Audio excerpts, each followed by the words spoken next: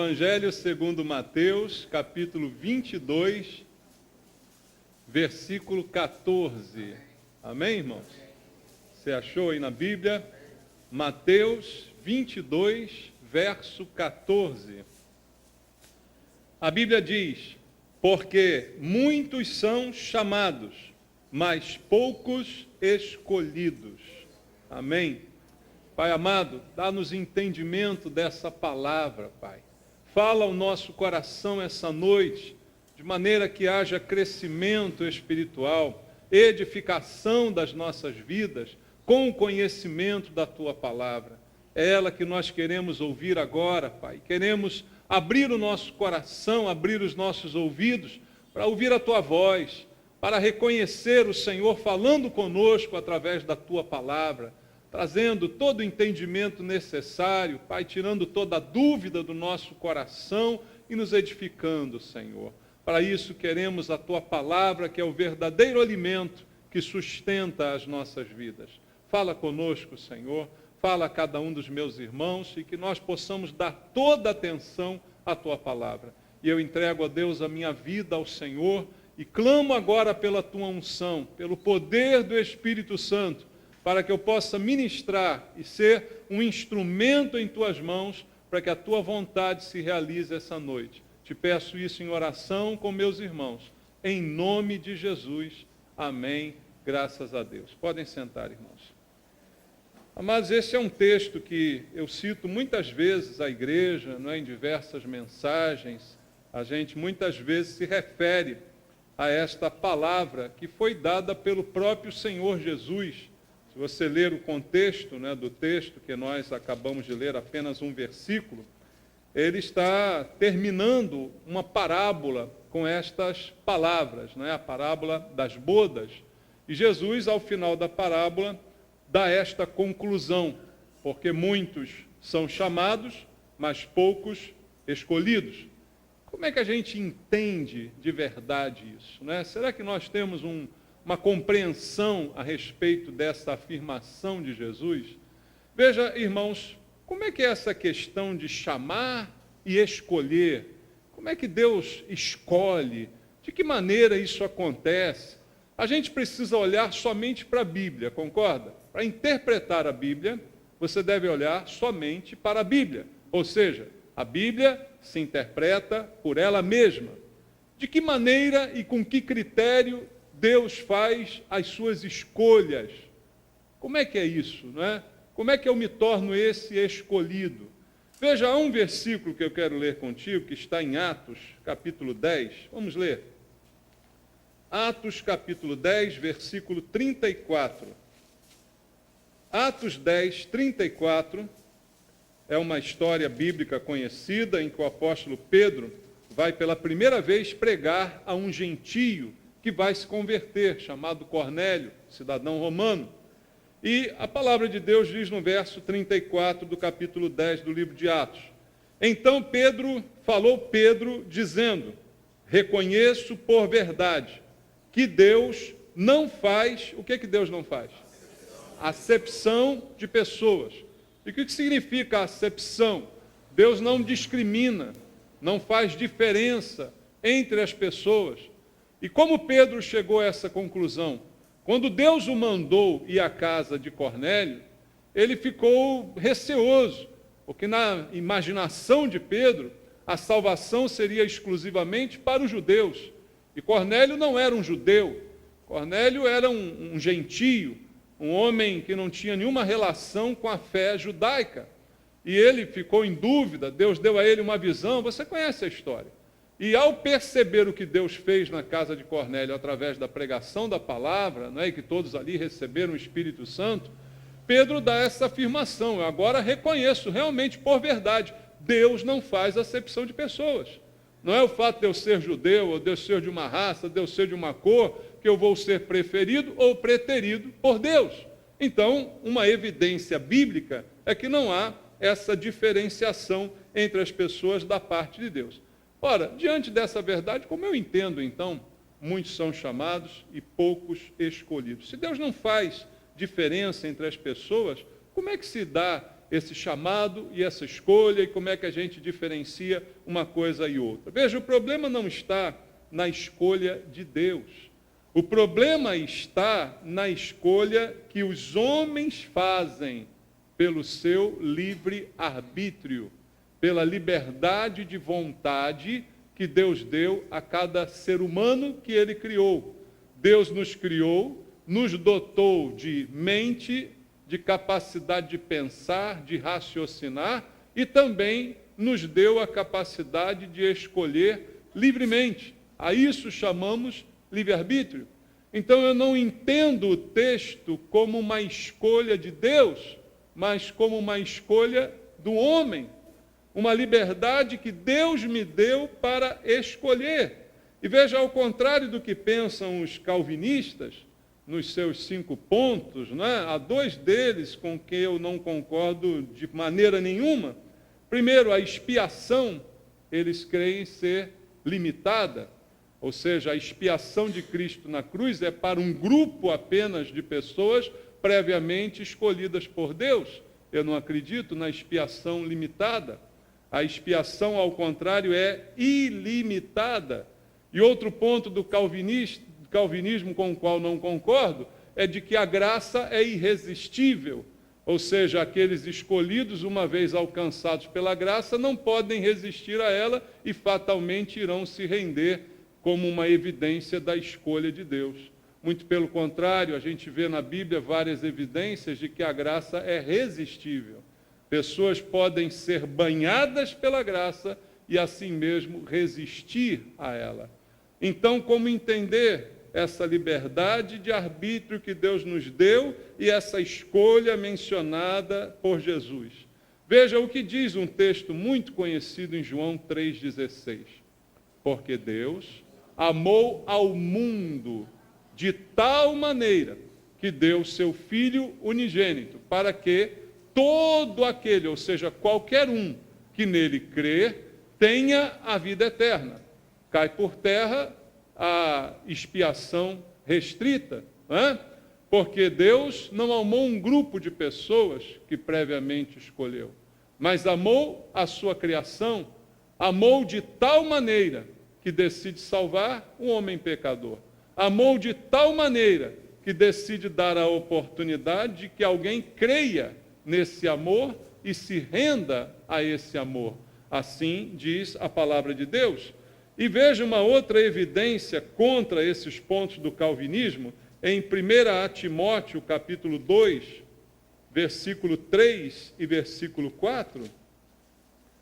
Vamos ler juntos aqui a palavra de Deus. Na primeira carta de Paulo a Timóteo, no capítulo número 2, no versículo 3 e no versículo número 4. 1 Timóteo, capítulo 2, verso 3, diz assim: isto é bom e aceitável diante de Deus. O que Deus é? Nosso Salvador, o qual, ou seja, Deus, deseja que todos os homens sejam salvos e que cheguem ao pleno conhecimento da verdade. Ou seja, Paulo está dizendo que o desejo de Deus, a aspiração de Deus, é que esta salvação que Ele conquistou para nós a duras penas, seja e alcance a todos os homens, não a um grupo restrito de pessoas previamente escolhidas, mas que todos sejam salvos. Esse é o desejo. Veja, Deus deseja que esses homens sejam salvos, e todos eles cheguem ao pleno conhecimento da verdade. E a Bíblia diz: conhecereis a verdade vos libertará. Então, se esse desejo de Deus se realizar, todos então conheceriam plenamente a verdade, seriam, portanto, libertos e seriam, portanto, salvos.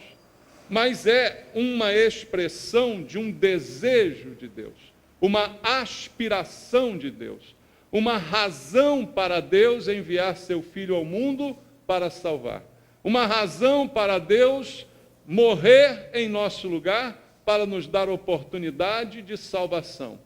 Mas, entretanto, é um desejo que não se realiza, nem todos serão salvos.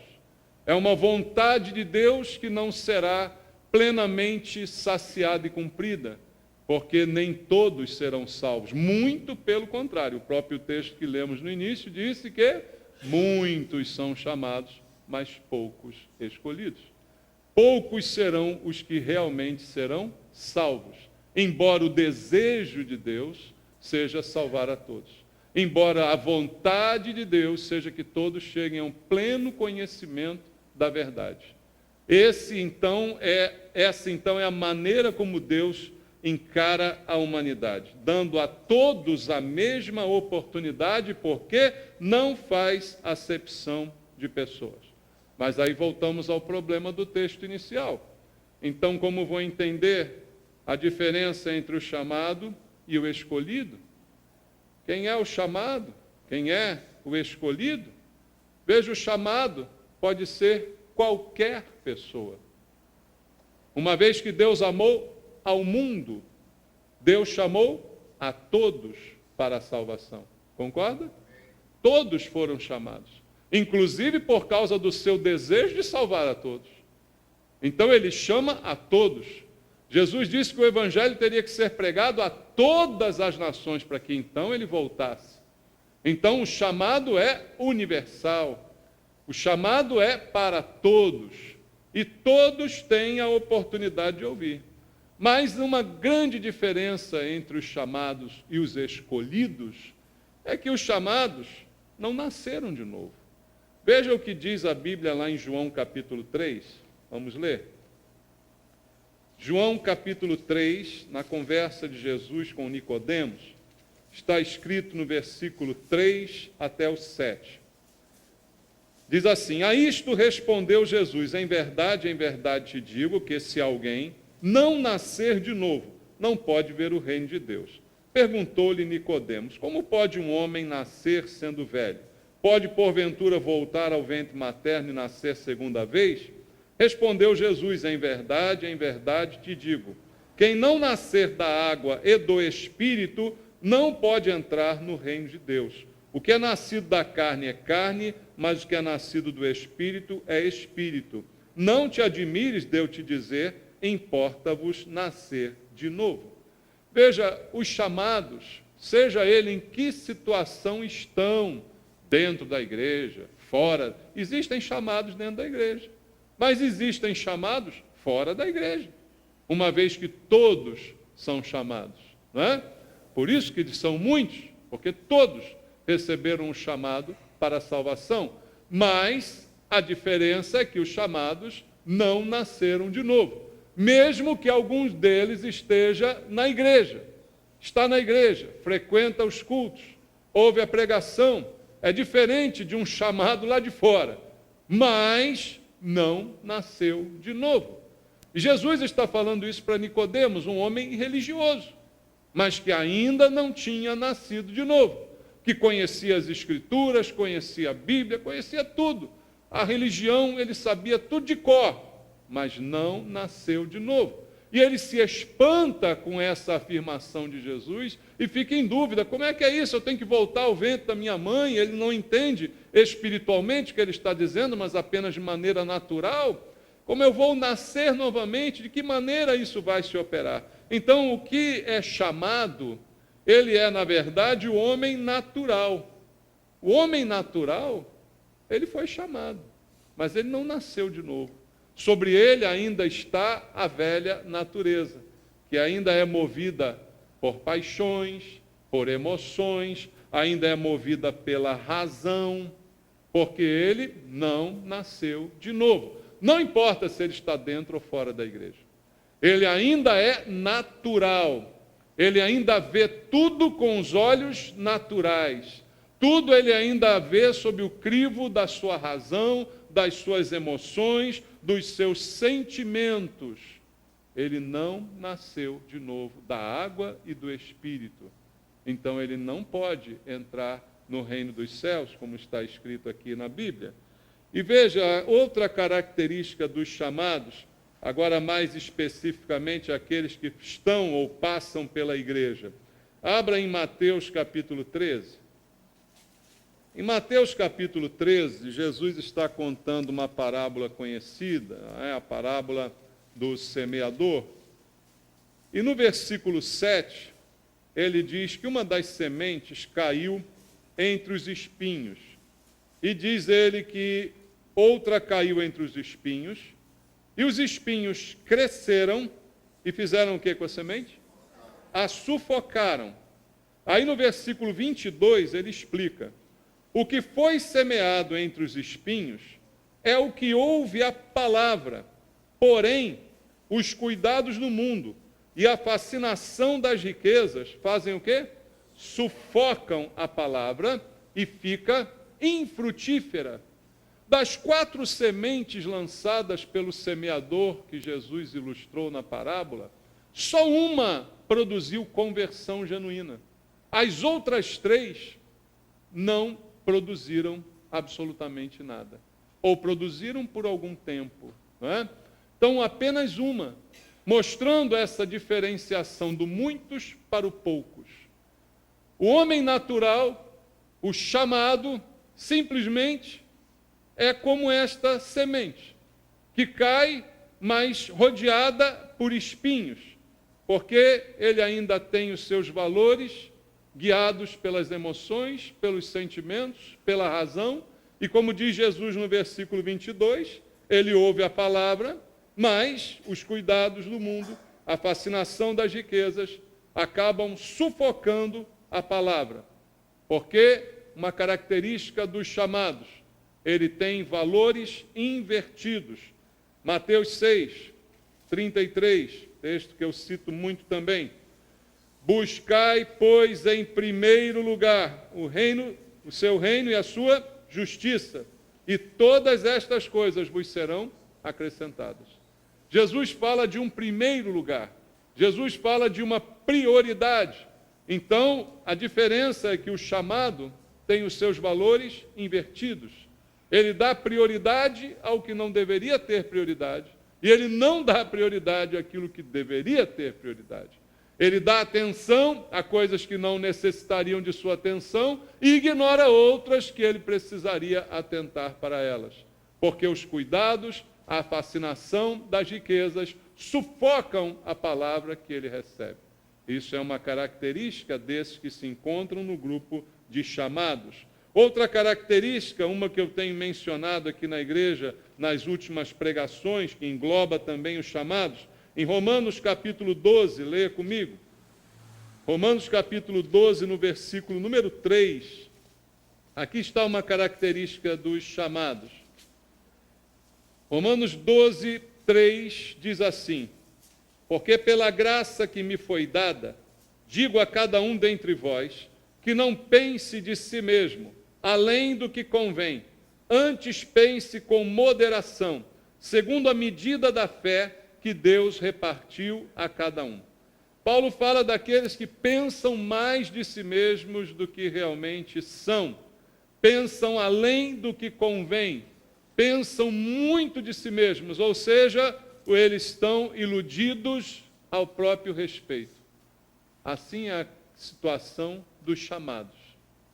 Acha que foi chamado, então acha que está tudo bem, mas ele não foi escolhido. E por que não foi escolhido? Porque ele não escolheu, de fato, ter um relacionamento com Deus. Por isso ele não foi escolhido. Porque ele foi chamado, porque Deus não faz acepção de pessoas, mas ele fez acepção em relação a Deus. E ele não se entregou completamente a Deus. E o pior, ele é iludido ao seu próprio respeito. Normalmente aí se enquadram os religiosos que têm dificuldade de reconhecer os seus próprios pecados, reconhecer os seus próprios erros. Religiosos que exercem a religião, mas que não reconhecem as suas falhas. Por quê? Pensam de si mesmos mais do que convém. Um exemplo: eu estou na igreja, então eu devo ser melhor do que alguém que nem quer saber de Jesus. Será que você concorda com essa frase 100%? Todo mundo que está na igreja é melhor do que quem está fora dela? Eu conheço gente fora da igreja muito melhor do que gente que está aqui dentro, irmão. Com mais caráter, com mais honestidade, com mais postura. Então, isso não quer dizer muita coisa. Entende isso? Mas o pior é pensar de si mesmo, além do que convém. Pensar a respeito próprio, além do que convém, porque está iludido com os próprios erros e com os próprios pecados, porque não os enxerga. E veja, a Bíblia traz um alerta lá em 1 de João, capítulo 1, verso 10. Vamos abrir lá. 1 de João, capítulo 1, versículo 10. Também é um versículo muito conhecido. Diz assim: se dissermos que não temos cometido pecado, o que a gente faz? Fazemo-lo mentiroso e a sua palavra não está em nós. Veja, o religioso que não admite seus próprios erros e pecados, que é, na verdade, um chamado e não um escolhido, porque pensa de si mesmo além do que convém, se acha, na verdade, não sendo nada, e ele, ao não admitir os seus erros, o que ele faz? Se dissermos que não temos pecado, fazemos Deus de mentiroso, e a sua palavra não está em nós. Isso é a característica de um chamado. Por isso, muitos são chamados. Muitos se encontram nesta característica. E esse comportamento, ele é ilustrado pelo próprio texto que a gente leu aqui no início. Vamos voltar lá em Mateus 22? Eu li com você o último versículo da passagem, da parábola, a parábola das bodas. Jesus terminou a parábola assim. Agora veja como isso se encaixa no que eu acabei de dizer aqui. A partir do versículo 10 do capítulo 22 de Mateus, a parábola já está terminando, mas ele diz assim: e saindo aqueles servos pelas estradas, reuniram todos os que encontraram, maus e bons. E a sala do banquete ficou repleta de convidados. Por que eles fizeram isso? Leia os textos anteriores da parábola e você verá que o Senhor, o dono da festa, que aqui representa Deus, queria que todos entrassem para a festa. Exatamente como Paulo diz, deseja que todos sejam salvos, deseja que todos entrem em casa. E ele chega a dizer para que os servos vão e forcem todos a entrar, para que fique cheia a minha casa. É assim que ele fala. Essa é a expressão do desejo de Deus, que a sua casa fique cheia, que todos sejam salvos. E ela ficou repleta de convidados. Entretanto, porém, o rei, para ver os que estavam à mesa, notou ali um homem que não trazia veste nupcial. E perguntou-lhe: amigo, como entraste aqui sem veste nupcial? E ele emudeceu. Veja como isso é interessante.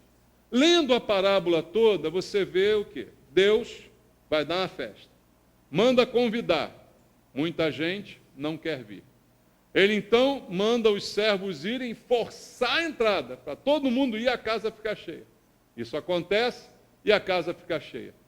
E aí ele vai ver a festa. E de repente, olha para um que notou ali, ele não trazia as vestes nupciais. E aí ele pergunta: olha, como é que você entrou aqui sem a veste nupcial? Ele podia ter dito: ó, me obrigaram a entrar, nem queria, mas mandaram entrar. Não é esse o contexto da passagem? Né? Mas havia algo diferente nesse homem. Ele estava ali, ele foi chamado, ele foi convidado, mas na sua aparência, no seu comportamento, e nós não estamos falando de aparência física. Quando eu uso a ilustração da aparência, da roupa, roupa denota aparência, né? Deus não salva ou deixa de salvar as pessoas por causa da roupa que elas usam. Fosse assim, os índios, coitados, estavam ferrados, né? Deus não salva ou deixa de salvar por causa das vestes. Mas o que Deus quer ensinar é que as vestes denotam uma aparência. Ou seja, eu me apresento com aquilo que eu uso, com aquilo que eu visto. Em outras palavras, Deus está falando de um comportamento. Havia alguém ali com um comportamento distinto de todos os demais. É como você ir a um lugar que recebe o convite lá e tem lá o traje, está lá, social, ou sei lá, e você vai com bermuda. Bom, a aparência está dizendo alguma coisa.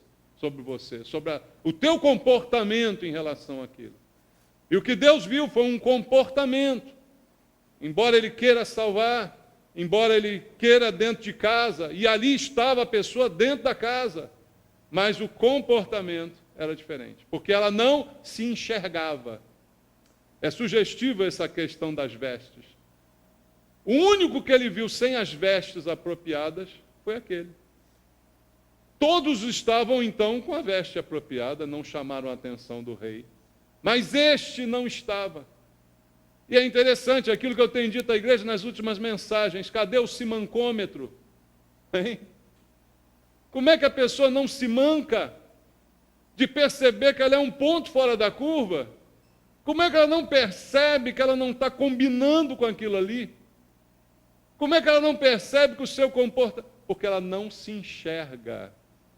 Ela pensa de si mais do que convém. De repente ele pensa assim: eu vou, me mandaram, eu vou de qualquer jeito, que me aceitem do jeito que eu sou. Não me forçaram a entrar nessa festa? Eu não queria, então eu vou de qualquer maneira. Eu vou com o que eu quiser, já estou fazendo muito em vir. É esse o pensamento do chamado. Por isso ele nunca é escolhido, porque ele não escolhe Deus. Ele escolhe a si mesmo. Ele escolhe a sua vaidade. Ele escolhe a sua fantasia.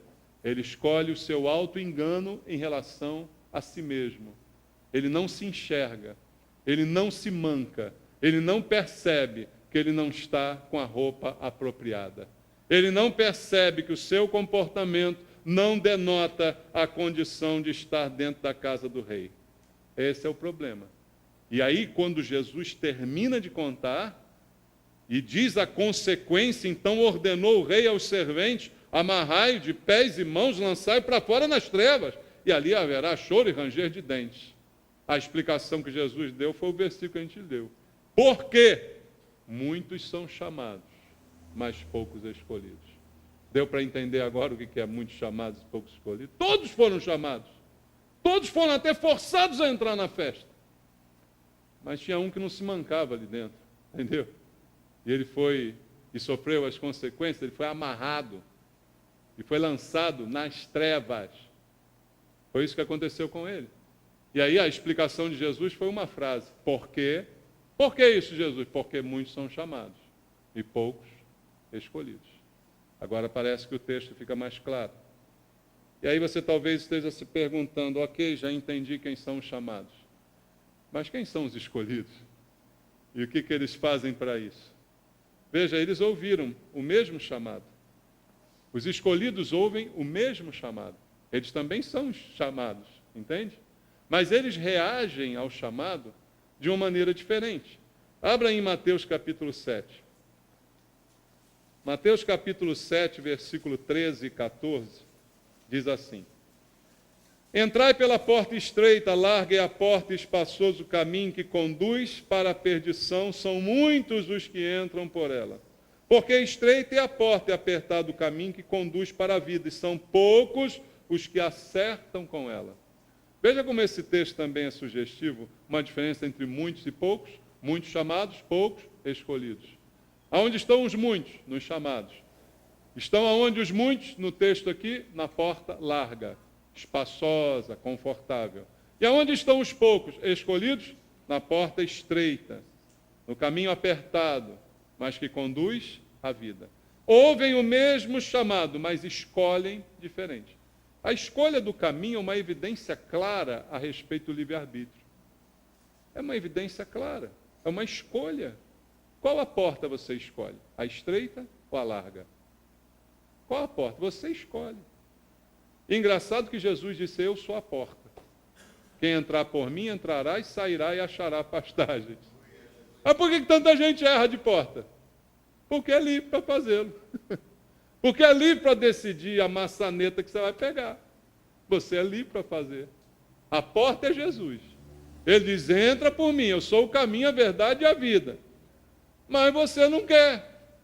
Você quer a outra, que a outra é mais bonita, a outra é maior, é mais espaçosa, é mais confortável, tem mais vantagem. A outra, de repente, tem um pastor te oferecendo, né, a riqueza na terra. Você entra na outra. Mas aqui está clara a diferença. escutam o mesmo chamado. Só que é diferente. Por quê? Escolhem a porta certa. Escutam a mesma palavra, mas a obediência acompanha o ouvir, irmãos. Veja, a vontade de acertar. O arbítrio é livre, mas a obediência também. Então eu ouço, mas eu quero acertar. Eu ouço, mas eu quero escolher certo. Eu quero entrar pela porta estreita. Então há uma obediência que acompanha o escolhido. Ele obedece.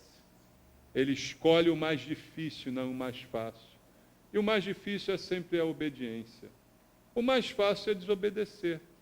Porque normalmente desobedecer é mais agradável, né? Principalmente para a carne, do que obedecer. Então, aonde escolhe o chamado, escolhe a desobediência. Escolhe a facilidade. Aonde escolhe o escolhido, que eu disse é uma questão da escolha da pessoa e não de Deus, ele escolhe a porta estreita. Ele escolhe a obediência. Outra coisa que diferencia, ainda em Mateus 7, leia comigo Mateus 7, 24 e 25. Diz assim: todo aquele, pois, que ouve estas minhas palavras e as pratica, será comparado a um homem prudente, que edificou a sua casa aonde? Sobre a rocha. E caiu a chuva, transbordaram os rios, sopraram os ventos, deram com ímpeto contra aquela casa, que não caiu. Por que ela não caiu? Porque ela foi edificada sobre a rocha. O escolhido, ele constrói sobre a rocha. E construir sobre a rocha, todo mundo já sabe, é mais difícil do que sobre a areia. É novidade? Precisa ser engenheiro para saber isso. Construir em cima de uma rocha é muito mais difícil que na areia. Na areia, até barraca de praia você constrói, já viu? Chega na praia, cava a barraca, ela fica lá, bonitinho. Vai cavar a barraca de praia na rocha, para você ver só. Você não consegue. É muito mais difícil construir na rocha. Mas é mais duradouro, é mais firme, é mais forte, mas dá mais trabalho. Obedecer dá trabalho, irmãos. Não pecar dá trabalho. Pecar é fácil pra caramba. É fácil pecar ou não é fácil? O difícil é não pecar. E o que a Bíblia diz para a gente, filhinhos? Não pequeis. Não é isso que ela diz? Mas o fácil é pecar. Então, edificar a casa sobre a rocha. Característica do escolhido. Porque ele escolheu. Você escolhe aonde você vai armar a sua tenda. Você escolhe onde você vai amarrar seu burro. Escolhe ou não escolhe? É você que escolhe, irmão. Você é livre para escolher. Você é livre para decidir. Você escolhe a porta larga ou a porta estreita? Você escolhe cavar na rocha ou cavar na areia? Aonde você constrói a sua casa, é aí que vai dizer quem você é, chamado ou escolhido. Ele pratica a palavra. Veja, Jesus diz que a construção na rocha é ouvir a palavra e praticá-la. Ao passo que a construção na areia é ouvir a palavra, mas não colocá-la em prática. Então, veja só, todos nós aqui temos a condição de fazer uma coisa ou outra. Eu não sei quem são os chamados e nem os escolhidos aqui. Depende da atitude que você toma. Todos ouvimos a mesma palavra. Todos temos a mesma oportunidade, porque Deus amou ao mundo de tal maneira e quer que todos sejam salvos. Todos fomos chamados da mesma forma.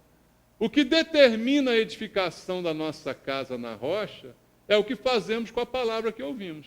Ouvi, vou botar em prática, estou colocando um tijolinho lá na rocha. Estou fazendo um furinho para fincar o ferro lá da construção.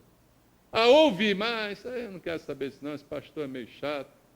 Estou cavando na areia, estou botando minha barraca lá na areia. Está entendendo a diferença? A diferença é essa. O chamado e o escolhido ouvem a mesma palavra. Um obedece, outro não. O escolhido, ele não dá ouvidos a fantasias. Olha só, 1 Timóteo 4,7. Vamos ler lá. Primeira carta de Paulo a Timóteo, capítulo 4, versículo 7. Diz assim: rejeita as fábulas profanas de velhas caducas, exercita-te pessoalmente na piedade. Por que Paulo falou isso aqui para Timóteo? Eu fico pensando quando eu leio essa carta. Aliás, as cartas de Paulo chamadas pastorais são para nós, pastores, mas também são para você, tá? Mas a gente olha e fica pensando, né, por que Paulo falou isso aqui para Timóteo, né?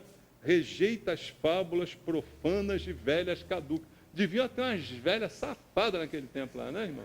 Pensa bem, devia ter umas velhinhas na igreja, daquelas bem sem vergonha, só inventando historinha de velha, né?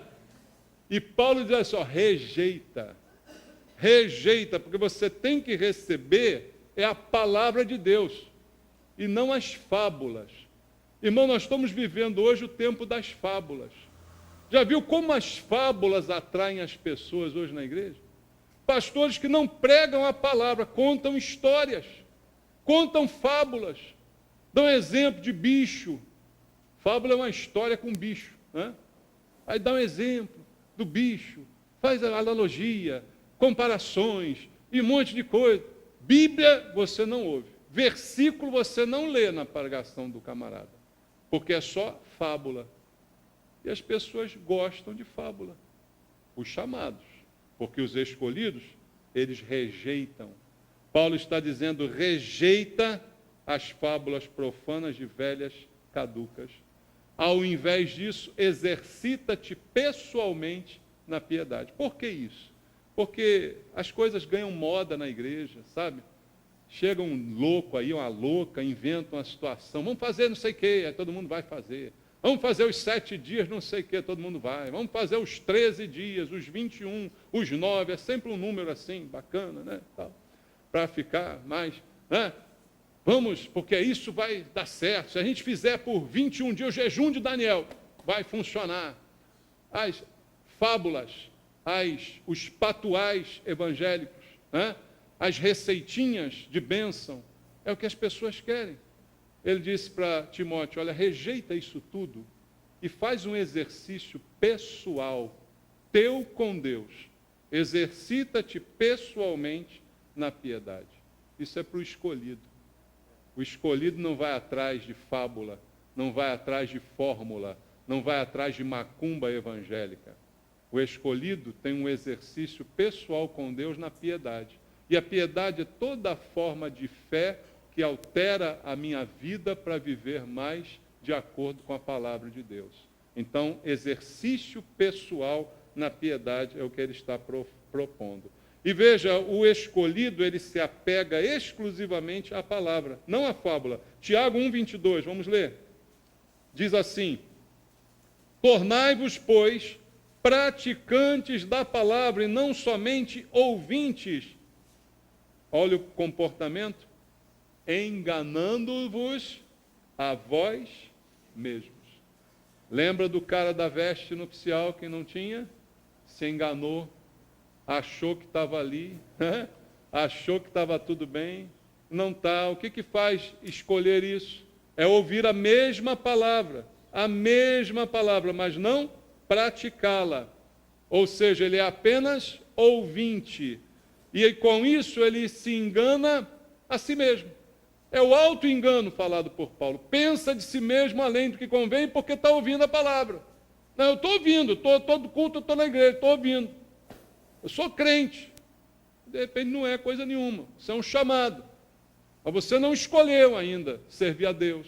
Você não escolheu ainda ter piedade. Você não escolheu ainda na sua vida praticar os ensinos que você escuta. Então você está enganando a você mesmo. Você tem cara de crente, você tem roupa de crente, você tem cheiro de crente, mas você não é crente. Está entendendo isso? Enganando-vos a vós mesmos. O que qualifica o crente é a prática da palavra de Deus. É o exercício pessoal da piedade, na prática da palavra de Deus. É o que diz a Bíblia. Outra característica do escolhido, também questão de escolha. Veja só, 1 de João, capítulo 2, versículo 15. 1 de João, capítulo 2,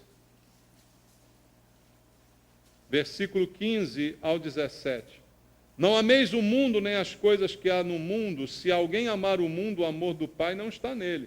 Porque tudo que há no mundo, a concupiscência da carne, a concupiscência dos olhos e a soberba da vida, não procede do Pai, mas procede do mundo. Ora, o mundo passa, bem como a sua concupiscência. Aquele, porém, que faz a vontade de Deus, permanece eternamente. Característica do escolhido: não ama o mundo, ama a Deus. Porque a prioridade do coração é Deus. Lembra da história da prioridade?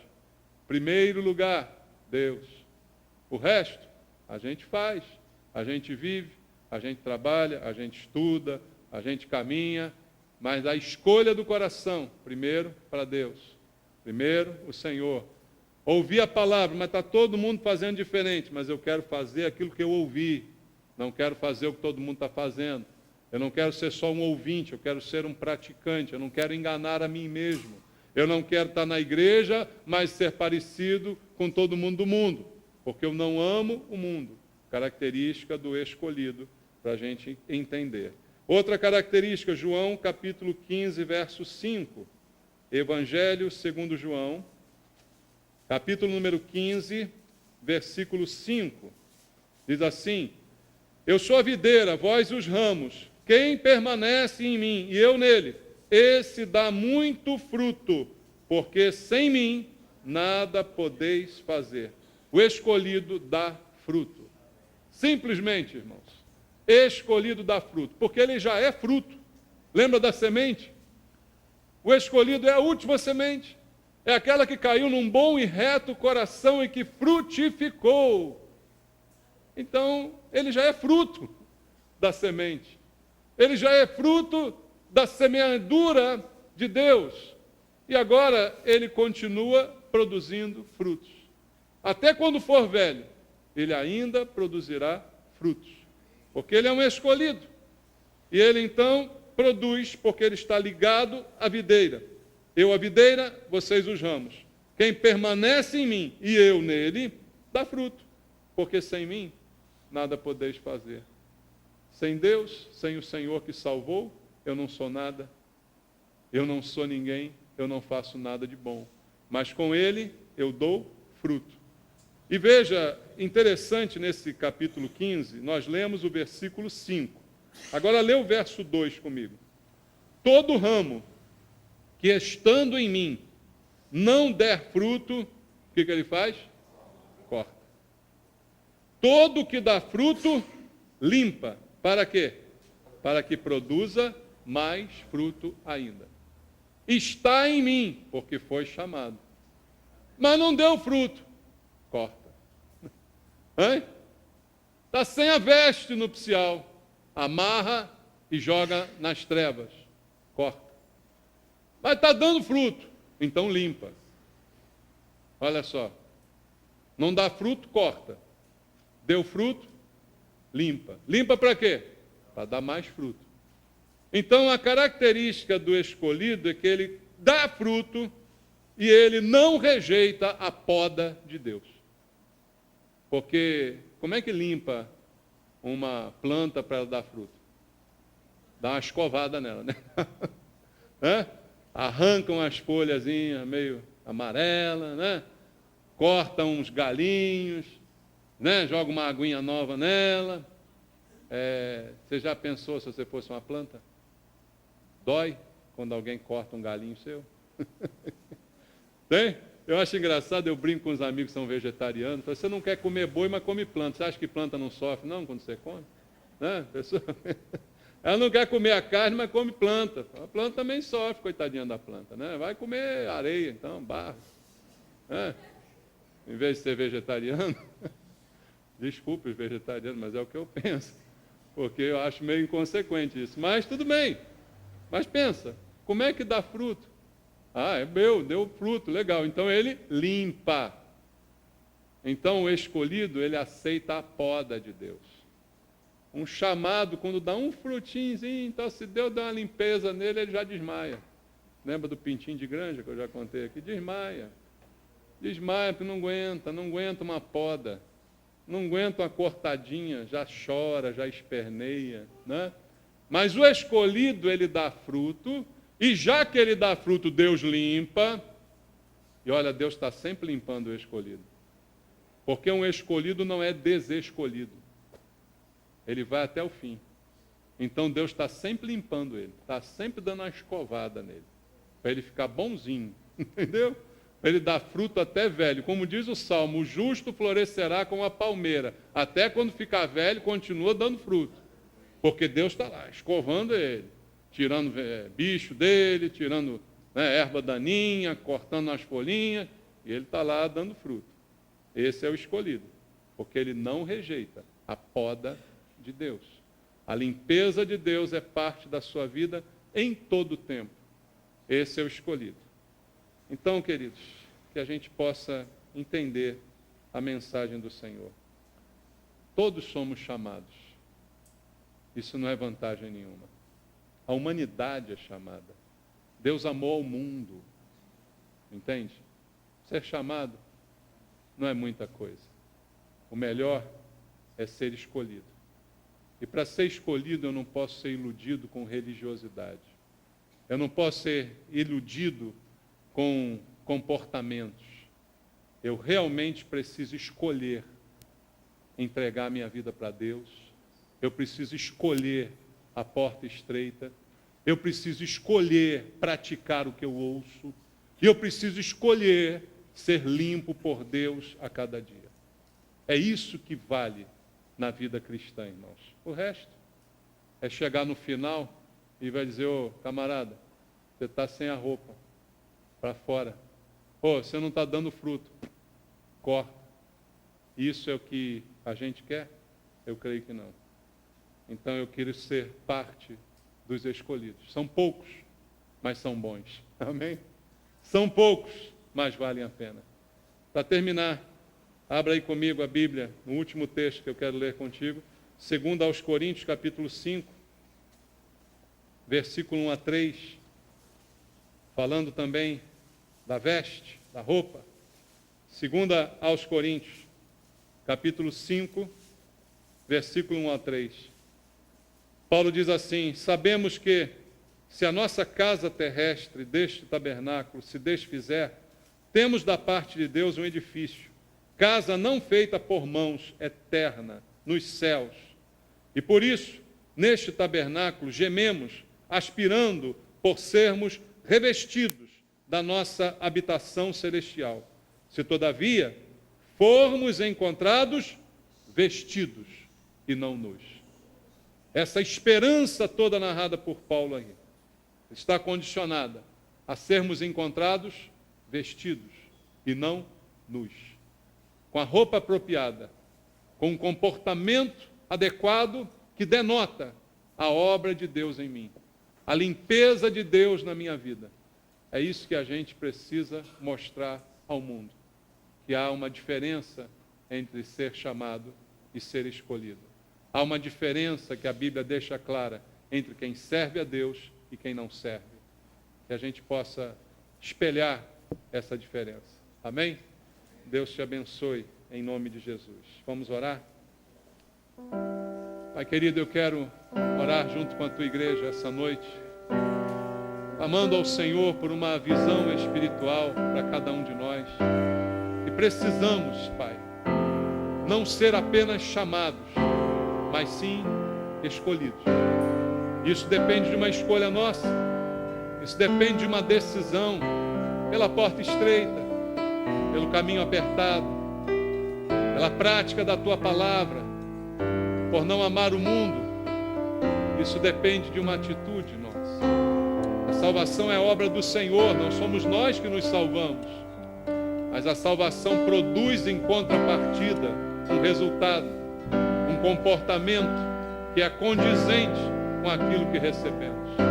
Não queremos ser encontrados despidos, Pai. Por isso, meu Deus, eu te peço, fala ao nosso coração essa noite, para que se há aqui algum chamado, ele decida hoje se tornar um escolhido. Se há algum chamado aqui entre nós, ele decida hoje se tornar um obediente à tua palavra. eu te peço, entregando a minha vida em tuas mãos, te pedindo, limpa-me, Senhor. Limpa-me a cada dia, para que eu seja capaz de produzir mais frutos, porque sem o Senhor eu nada posso fazer. Essa seja a consciência de cada um de nós. Não deixa ninguém aqui ser enganado, Pai. Ser enganado ao seu próprio respeito, se achar mais do que na verdade é. Não permita, porque isso é coisa de chamado, que nós queremos ser escolhidos.